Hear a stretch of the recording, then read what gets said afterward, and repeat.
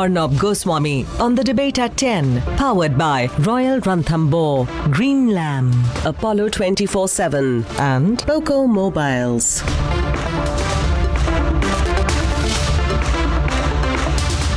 Ladies and gentlemen, Russia has drawn the red line. It has said that if there is an existential threat to Russia, then nuclear weapons will be used.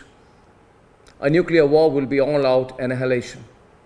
A nuclear war 77 years after the Hiroshima and Nagasaki bombings will cause exponential devastation. Can we risk it? And what really is the nuclear threshold for Russia? Let's debate.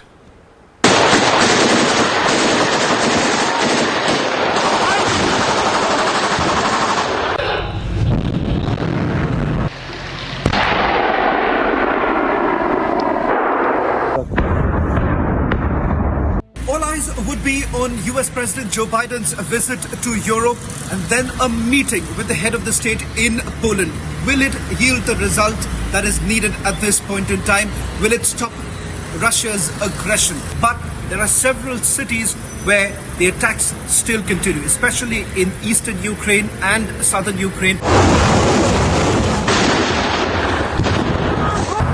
Super powerful bombs trapping over 1 lakh people in Mariupol to supersonic missiles. The attacks are only getting deadlier by the day.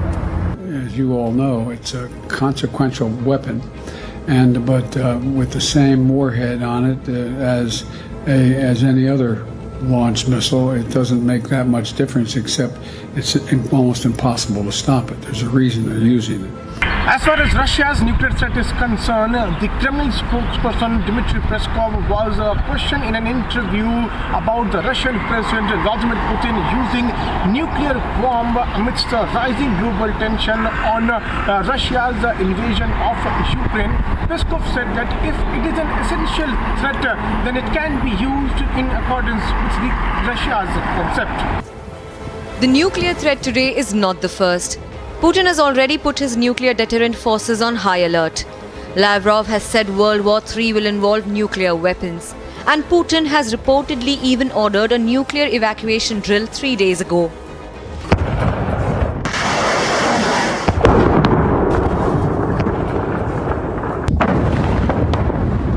Russia and the United States of America together possesses over 90% of global nuclear weapon. A fallout of war will be very, very dangerous. Его заняли бойцы батальона «Азов», вместе с прочими радикалами устроили там свой опорный пункт.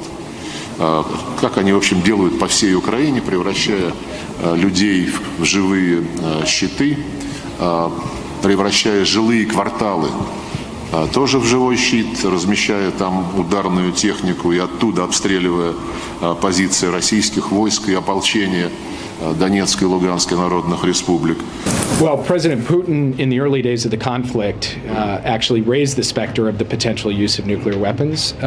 It is something that we do have to be concerned about. Based on our current analysis, we have not changed our nuclear posture to date, but we are constantly monitoring for that potential contingency, and of course we take it as seriously as one could possibly take it. We will be consulting with allies and partners on that potential contingency among a range of others and discussing what our potential responses are. 77 years ago, when 2 bombs were dropped in Hiroshima and Nagasaki, it killed about 2,14,000 people. If this happens today, then all the hospitals put together across the globe would not be enough to protect the survivor of a nuclear attack. Let's not forget, Russia has about 6,255 nuclear warheads.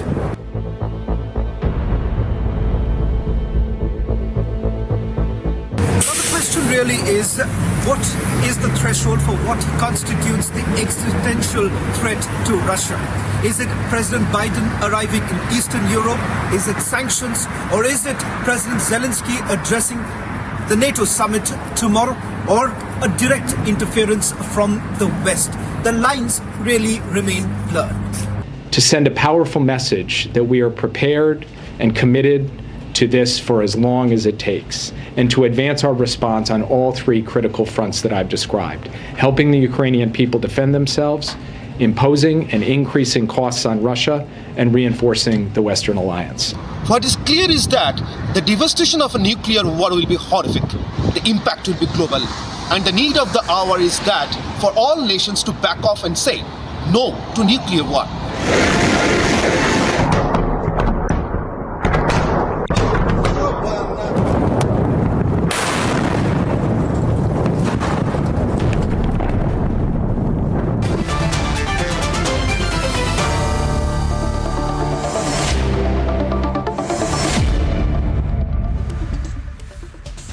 Exact words of Kremlin's chief spokesperson Dmitry Peskov is that nuclear weapons will be deployed and nuclear weapons will be used if there is an existential threat to Russia. I repeat, it is a very, very first open declaration that the nuclear weapon, that the nuclear option is on the table.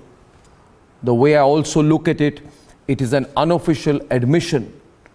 The way I look at it, ladies and gentlemen, it's also an unofficial admission. Unofficial admission that Russia is not being able to take Ukraine by sheer force. On the debate, Charles Kupchan of Georgetown University, Paul Post, who is a non-resident fellow in foreign policy and public opinion at the Chicago Council from Chicago. Alexander Motel is professor of political science at Rutgers University. Gabriel Noronha is former special advisor for Iran at the US State Department. He was working under Secretary of State Mike Pompeo. And he is executive director of the Forum for American Leadership. Sergei Strokin, well-known journalist and columnist from the Kommersant Publishing House, just lost his video there. He's joining us from Moscow. Ladies and gentlemen, there in the black shirt is Dmitry Egorchenkov. He's director of the Institute of Strategic Studies and Forecast, and he's also served as former advisor in the administration of the Russian president. He's joining us from Moscow. We have Dr. Fuad Izadi, who's from the Faculty of World Studies at the University of Tehran. So, ladies and gentlemen, connecting Moscow, Tehran, Washington, Chicago on this debate this evening. May I begin with you, Paul? This statement had to be read twice to be believed. Frankly, a lot of us here in India were shocked that this is an open declaration of the nuclear option. It's quite overt, isn't it? How do you read it? Very much a point of concern that I think this is the closest that we've been to the possibility of a nuclear war since the end of the Cold War. This is reflected by, for example, the doomsday clock that is operated by the Bulletin of the Atomic Scientists. They have that clock very close to midnight. And so this is very much a concern. Now, having said that, I still think the probability of nuclear war is low. But when you're dealing with something like nuclear war, those low probabilities matter. Absolutely, they do. May I go across to Dmitry Egorchenkov? Why did Dmitry Peskov talk so openly about the nuclear option? What was the intention behind it?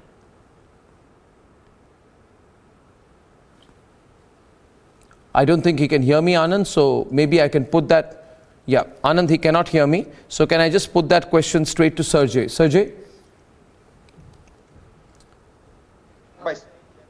Put an emphasis on President Putin's spokesman words of existential threat. So this is the basic condition under which nuclear weapons can be used. I'm afraid that while we are discussing this issue, hot button issue, there's a lot of misconception and misinterpretation of Russia's intention. I understand that for media, this is the front page story, and this gives enough food for an army of political pundits to lock horns discussing whether nuclear war can take place or not. But let us not split hairs.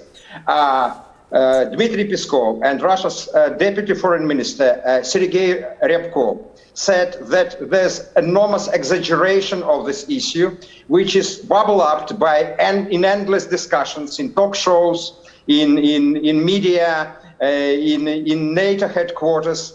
But we are not going to use nuclear weapons first. Let me state it clearly. Of course, if we are attacked, if there's existential threat to our existence, we would respond. But then someone has to attack us. So this is the question for NATO, whether NATO is ready to cross a red line in relations with Russia and to take some moves which would be interpreted as Russian side as existential threat to the existence of the Russian state as such. No, I think yeah, you're underplaying it, Sergey. Why are you underplaying it? Why am I underplaying that? Yeah, you're underplaying it.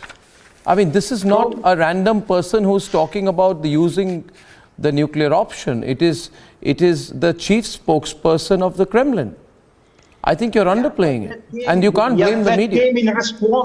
That came in response to endless talk shows like yours, for example, with all respect to you, you see? So when the question is bubble up, you see? So we have to explain how things actually stand. And we ask everybody, including the guests of your program, to read carefully Russia's nuclear doctrine, where it spells out in very detail in what conditions these nuclear weapons can be used. Now this option is not on the table.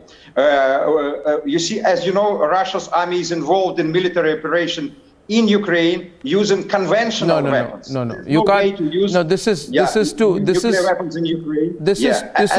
And NATO is not attacking us. No, Sergey, this is very cloak and dagger in your approach. I want to get Professor Alexander Motul in. Again, I just want to point out here, Professor Motul, the person who made this comment could have responded differently. He could have responded probably as Sergey said. He could have said, this option is not on the table. Why are you talking about the use of the nuclear option? He didn't say that. You're absolutely right. I mean, at the same time, neither has Mr. Lavrov, neither has President Putin. Instead, we have analysts saying these sorts of things, but the spokesman for the Kremlin should be saying these things. Ultimately, though, the problem you see is this. The Kremlin, and by that I mean Mr. Peskov, Lavrov, Putin, and everybody else is so affiliated with the Kremlin, they cannot be believed. They have lost their credibility. Over the last 3-4 months, if not indeed for the last 20 years, virtually every statement produced by Russian spokesmen or women, and here I have Maria Zakharova in mind, has been fundamentally a lie. They said they would never attack Ukraine. I mean, they insisted on this for months, then they attacked Ukraine. So now, even when Mr. Peskov says something ambiguous, there's no reason to believe that this is not intended as a threat. When the Russians say we will never attack, we will never use nuclear weapons, they can't be believed. That's the problem. They have lost the trust, they have lost their complete credibility in the world. There's no point in discussion if you don't believe, so whatever I say, you will not subscribe for that. There's no point in our discussion, it's pointless, it's meaningless, you see? I don't believe President Biden, you don't believe President Putin, that it's a deadlock. What are we discussing now? That's all. But I can actually refer to, excuse me, sir. I didn't interrupt you, so please behave in a civilized manner and don't interrupt me. I hope you will answer to my question. Okay. And here you go again. All right. Here you go again. All right. Sergey, he heard you. Please go ahead. The point, quite simply, is it's not a question simply of believing. I'm insisting, I'm trying to convey to you the fact that for months, every single journalist, every single diplomat, every single Russian policymaker insisted that Russia would never attack Ukraine. And then on February 24th, it attacks Ukraine. Russia still insists that it's not targeting civilian targets in Ukraine. The video evidence is overwhelming. I mean, all we need to do is please look at television. Look at your television. Look at, that's to say, Indian television, European television. The evidence is clearly there. The International Criminal Court is considering charges of war crimes against Mr. Putin. 6 additional countries in Europe are considering war crime charges against Russia. And none of this matters to you. You ignore it as if it didn't exist. You exist in an alternate reality. So when I say you're lying, I'm saying that on the basis of facts, not simply because I don't like Mr. Putin. That's not the point. The point is he lies, Lavrov lies, and indeed, just about every political commentator in Russia seems to be lying as well. So what are we to make of that? You see, the words used are to be also looked at. I welcome Dmitry Stefanovich of the Primakov Institute of World Economy and International Relations from Moscow. But before that, I want to go to Dr. Fuad Izadi from the Faculty of World Studies at the University of Tehran. Dr. Izadi, the reason we are all concerned is because it's not just India, it's not just the United States, it's not just the rest of the entire world. The fact is that Russia seems to be enjoying keeping the world on edge. If we face an existential threat, if we don't achieve our targets, then we will do this. I mean, why should the rest of the world suffer? And the question is also, Dr. Izadi, who is to define what is an existential threat? Maybe the Russians will make up an existential threat. I have questioned America more than any other, channel on the possible use of biological weapons. But my concern is, Russia has already recognized Donetsk and Luhansk. Where is the existential threat? If Russia is unable to score a quick military victory in Ukraine, Dr. Izadi, can that become an existential threat for using the nuclear card? I hope not. I think the Russian leaders are also smart enough and intelligent enough to realize that using an atomic bomb in the 21st century is not a good policy option. But let me remind you that the Americans are in no position to lecture Russians on the issue of nuclear weapons. The United States is the only country in the world that has killed tens of thousands of people using nuclear weapons. Yes. United States threatened to attack Iran with nuclear weapons. They have this dossier on the use of nuclear weapons. The dossier says that it's not going to be used as the first option. And then they made some exceptions, including Iran, that they may attack Iran using nuclear weapon as the first option. So when we talk about truth, Americans are not in a position to lecture other people about truth. They orchestrated the coup d'etat in 2014 in Ukraine. They have pushed for policies that have resulted in the current situation. Yes. Americans are as much responsible for the death and destruction of Ukraine as Russians are. No, I agree. So please, I agree. Don't lecture others when you are responsible for a lot of wrong policies yourself. I think Dr. Izadi, Gabriel Noronha wants to respond to you, please. Yes, Gabriel, from Washington, yes. I do want to respond to that, and I object to nearly everything that the other guest, the esteemed professor, said. First, going back to 1945, the United States did not start war with Japan. The United States did not bomb Japan's military. The Japanese started the war with the United States. They killed thousands and thousands of our citizens with zero provocation, and they were prepared to kill thousands and thousands more if the United States had not ended the war with the atomic weapon. When it comes to 2014 in Ukraine, the United States did not have a coup. That was the people of Ukraine taking to the streets and demanding an end to their despotic government, which was representing Russia's interests, not Ukraine's interests. And lastly, the United States has not threatened to attack Iran with nuclear weapons. It is Iran that threatens the United States with destruction that chants death to America and that chants death to Israel. So look, I have to correct. So I want to tell you, no, Gabriel, listen.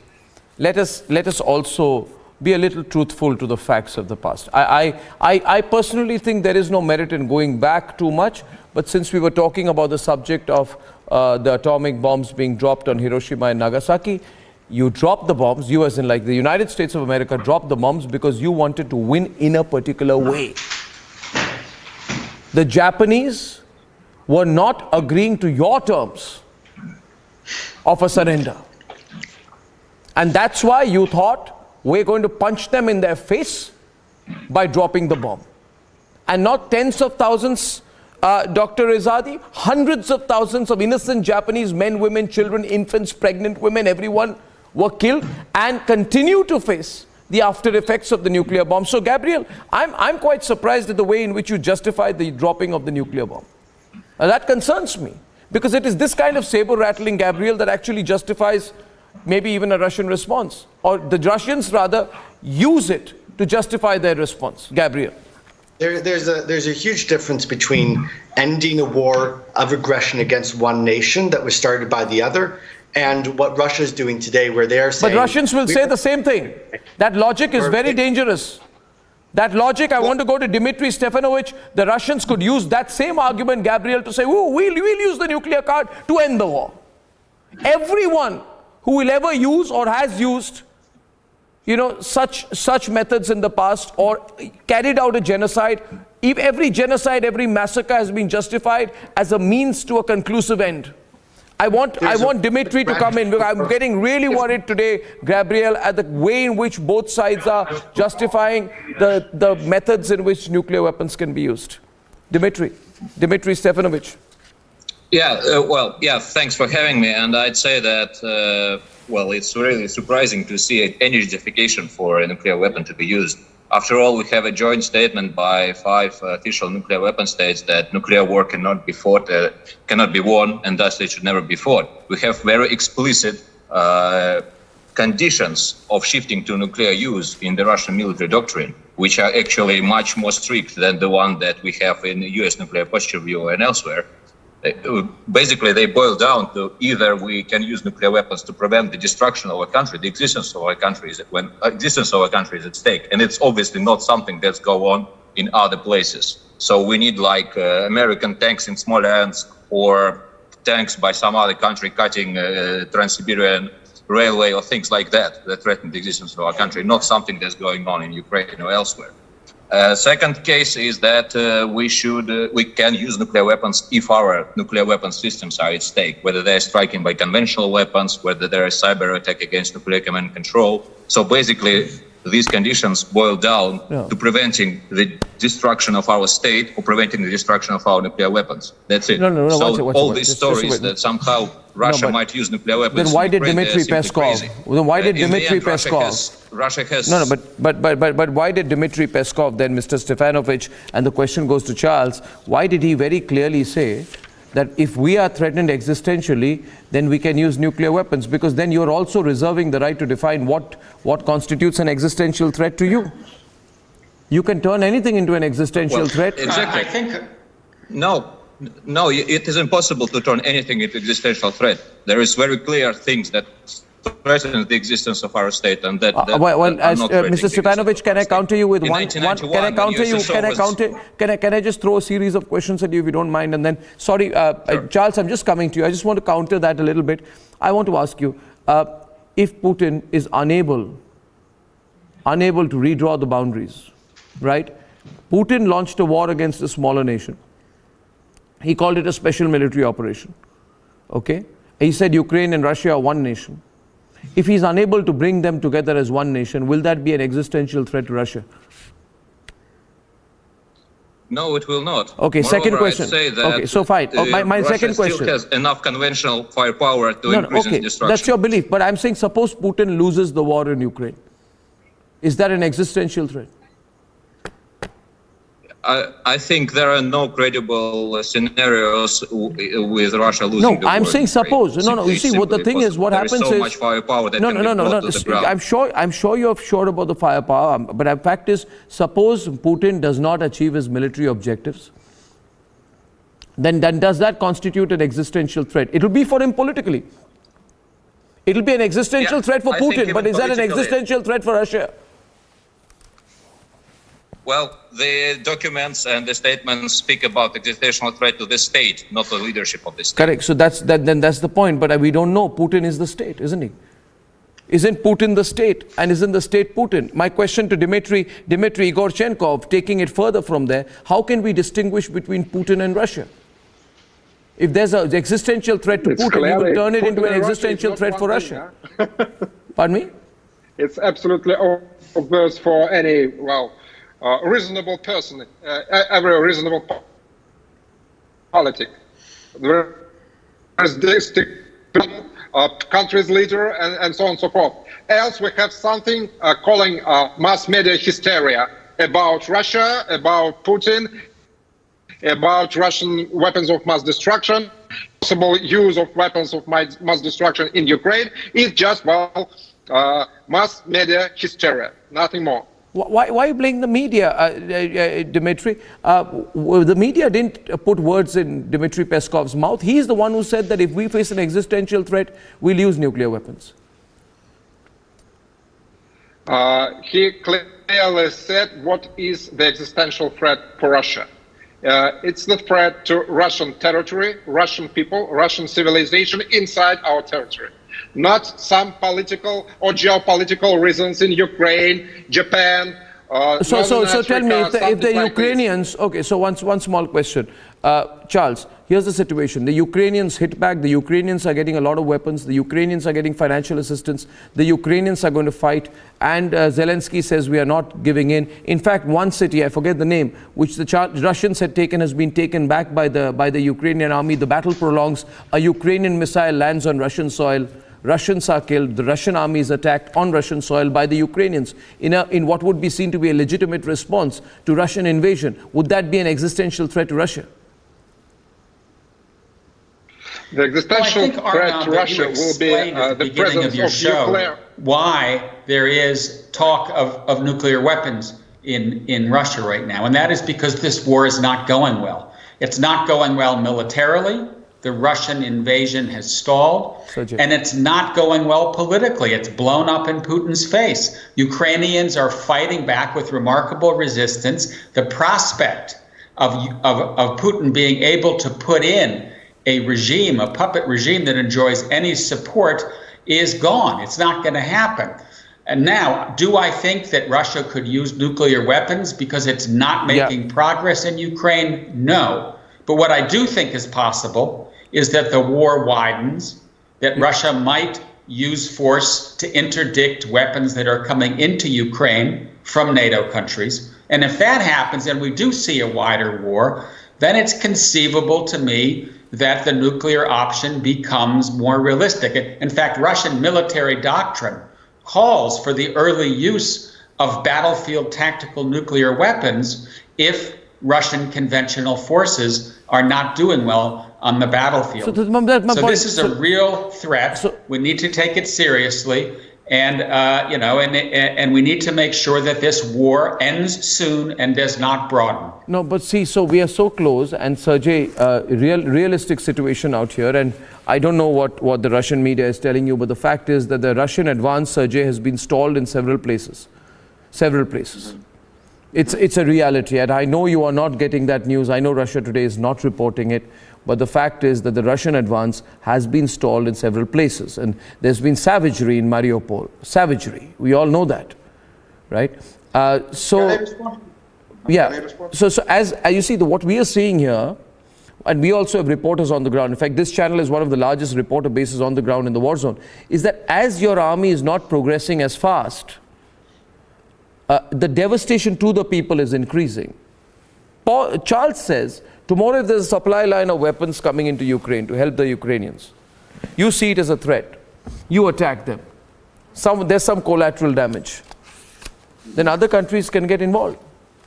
Is Russia wanting other countries to get involved, Sergey? Is it wanting other countries to get involved? Once again, regarding this controversy over the nuclear weapons, look, we are talking for half an hour and still we are unable to come to terms if Russia is going to attack, whom she is going to attack. Will it be Ukraine or NATO? No one can answer it. So a lot of talk about alleged Russia's nuclear weapons threat, but it's not yet clear whom Russia is going to fight with nuclear weapons. Regarding Russia's military operation, yes, you're absolutely right. Russia's operation is not that fast. Yes, you're absolutely right that Ukrainians are fighting tooth and nail. Yes, we are having losses, but it is equally true that Russia's operation is gaining momentum, and day to day, on a daily basis, I know.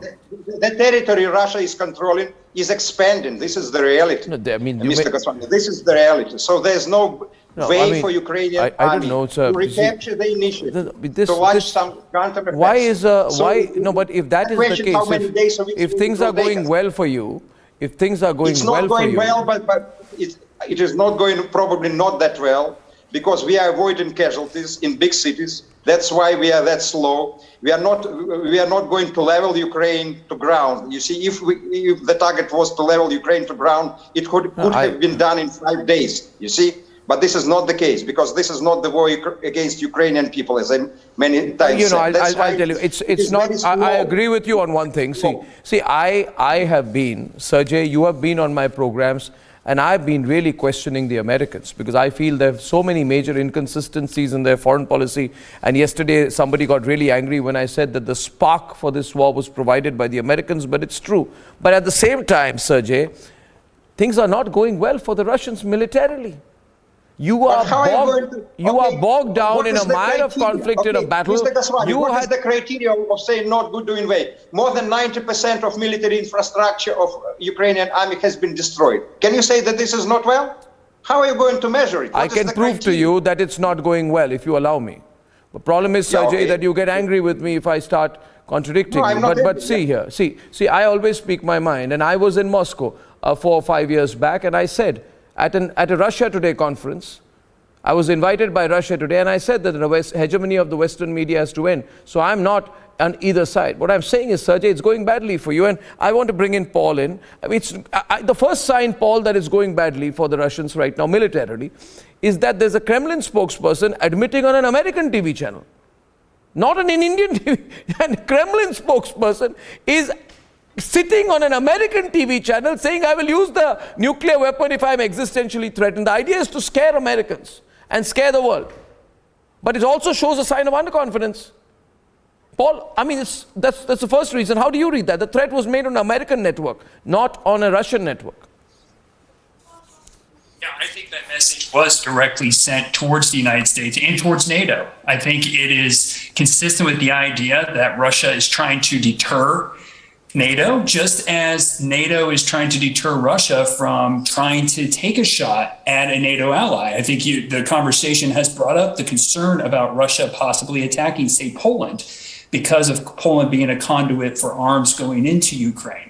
And I think that that's why you're seeing NATO moving forces into Poland, into Slovakia, additional forces into the Baltics to try to stop Russia from potentially doing that. But at the same time, I think you're raising a good point that what is it that Russia can do? Well, Russia can make these kind of statements. And of course, these type of statements were made very early on the Sunday of right after the invasion started.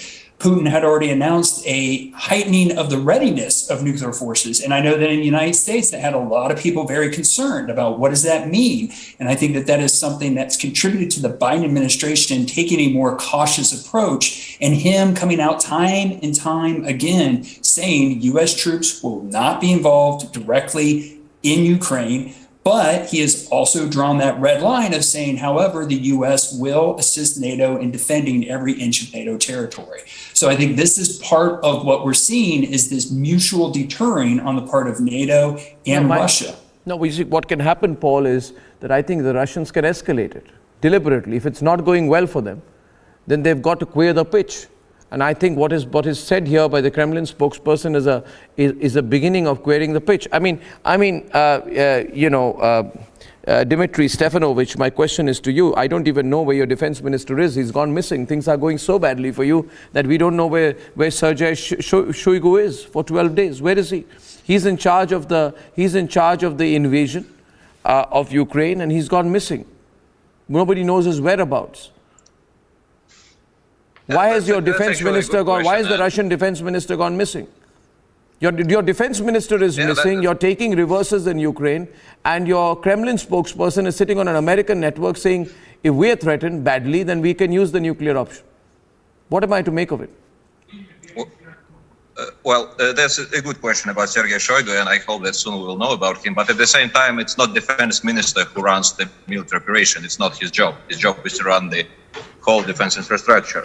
About Peskov, once again, it wasn't like he said it out of the blue. He was asked about nuclear response because there was so much hysteria about possible Russian nuclear use, and he responded more or less correctly, although, of course, it's not his main topic. No, but the You main say that topic is things are that there going are badly. I differences. think Are there differences that are there within Kremlin, within your establishment, between, say, Sergei Shoigu or Putin over the direction of this war? You see, Mr. Stefanovich, please don't get it wrong. I'm talking about global security, and maybe Alexander can express it better than me.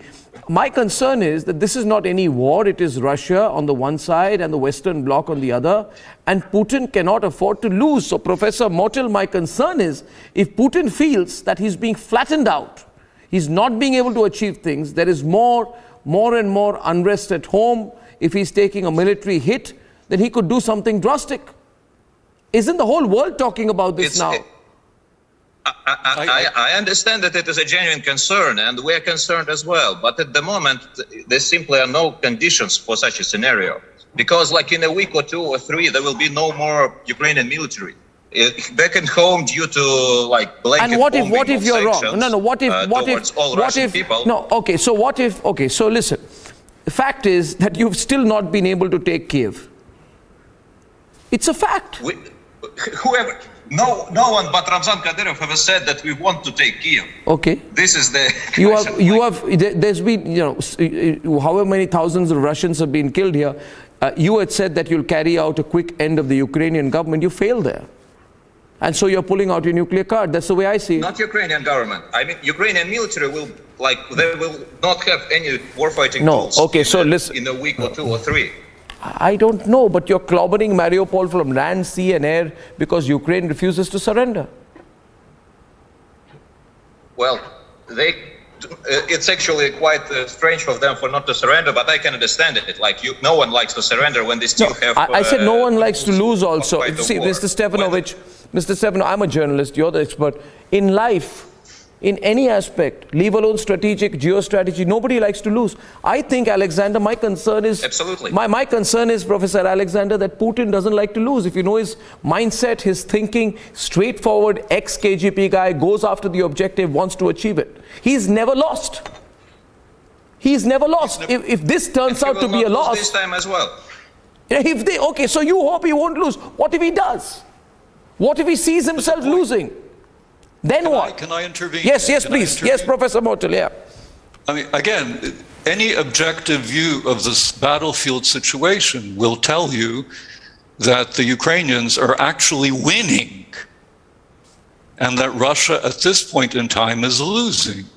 Komsomolskaya Pravda, a Russian newspaper, published a few days ago that 9,861 Russian soldiers have been killed. The Pentagon said it was only 7,000. Bellingcat says it's 10,000. The Ukrainian Ministry of Defense says it's 15. We can probably agree that about 12,000 Russian soldiers have been killed. About 24 to 36,000 have been wounded. Hundreds of tanks, hundreds of armored personnel carriers have been destroyed, close to 100 planes, over 125 helicopters. Russia is getting a very severe beating, as every objective military analyst in the world knows, except for those who happen to be in Russia, and that's perfectly understandable. And that brings me to my second point. Mr. Putin is unable and unwilling to accept defeat. And in this particular case, he is looking defeat straight in the face, which is precisely the reason why the Russians are now escalating. 2 weeks ago, when the Blitzkrieg stalled, the Russian artillery immediately started bombing civilian targets indiscriminately, theaters, maternity wards, hospitals, kindergartens, schools, with the intent to terrify the population. And now that isn't working out because the Ukrainians are still not giving up. So, of course, now there's that potential threat of nuclear, possibly chemical, as well as biological weapons. So, this... And, of course, this is all intentional. Okay, who's responding from the Russian side? Only one counter to you, sir. With the greatest of respect, sir, please don't take Bellingcat seriously. It's nothing but a bunch of people who are funded regularly by the CIA. They paid copious amounts of money, and I think only the CIA takes them seriously. They're not an investigative group, or they're just funded. They do whatever the hatchet jobs are given to them. But I do take the Russian estimate of 10,000 dead quite seriously. Is that a Russian probably estimate? an undercount. Is Yes, that a Russian in estimate? Komsomolskaya Pravda. It appeared in Komsomolskaya Pravda, and within a few Sir, minutes... Jay, one second. One minute. Yes, Dmitry Egorchenkov responding to you. Yes, please, Mr. Egorchenkov.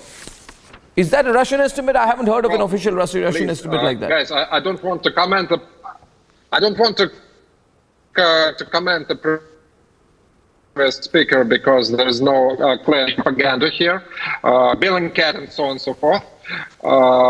But look, about half an hour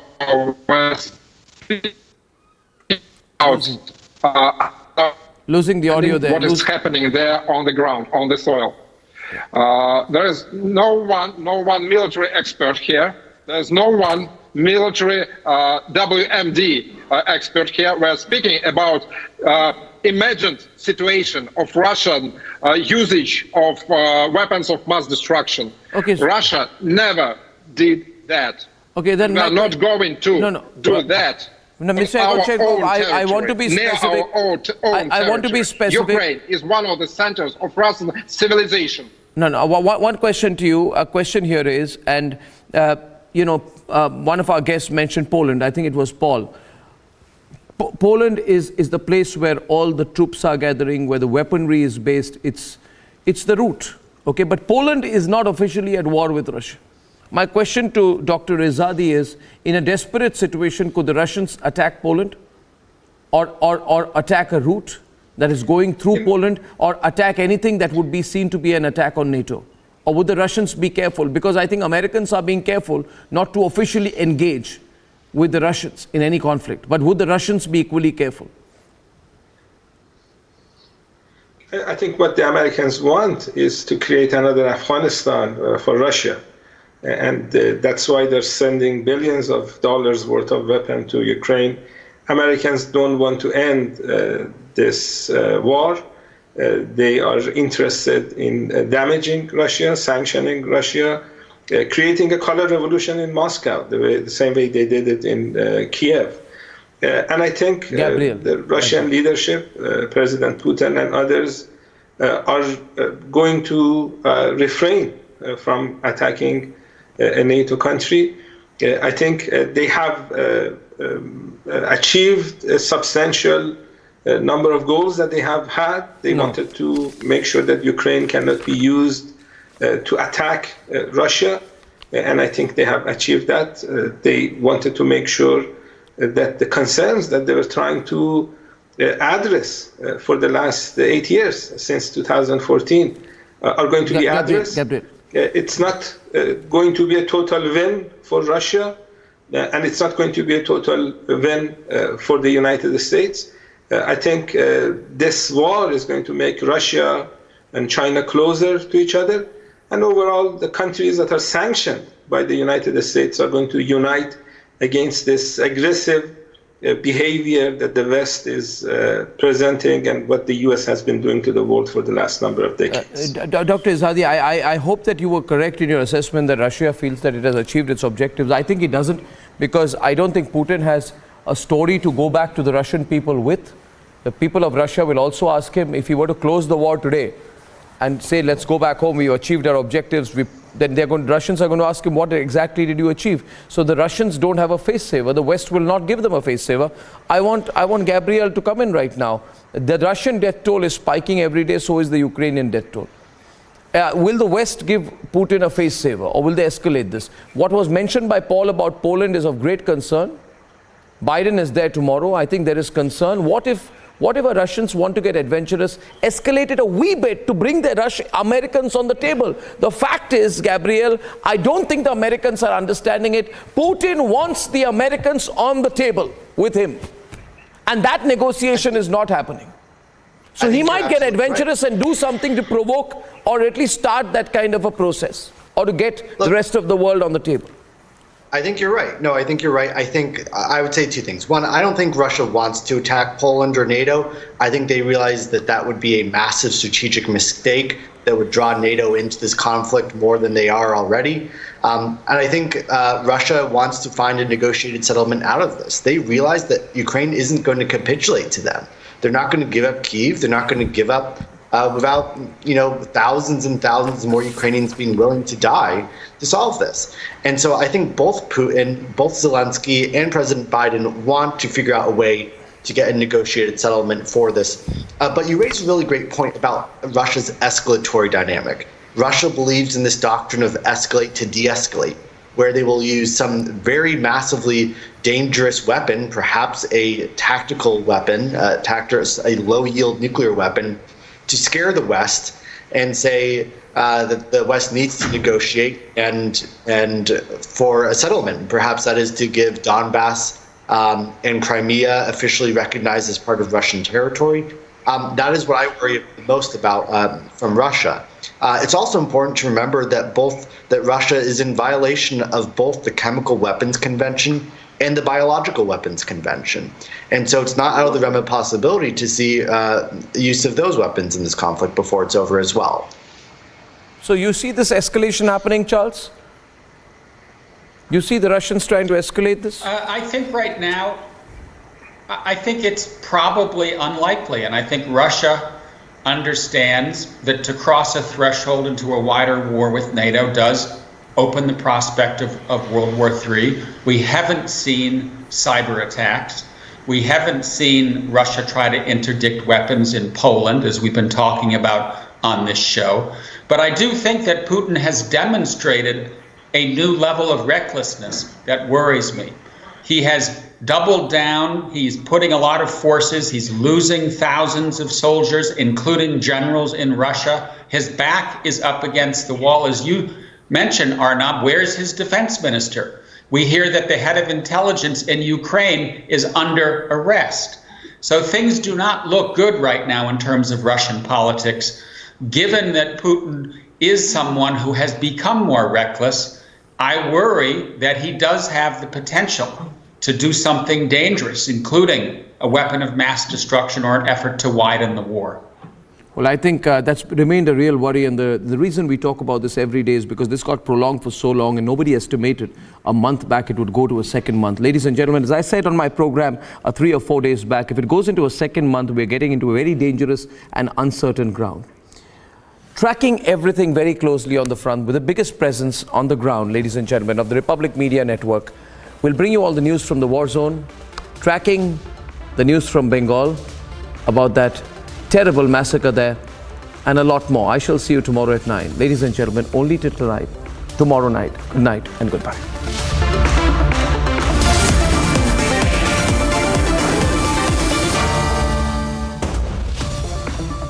In the Global Employability Rankings by Times Higher Education UK, only the following 6 institutions from India are ranked amongst the top 230 in the world for having the most employable graduates.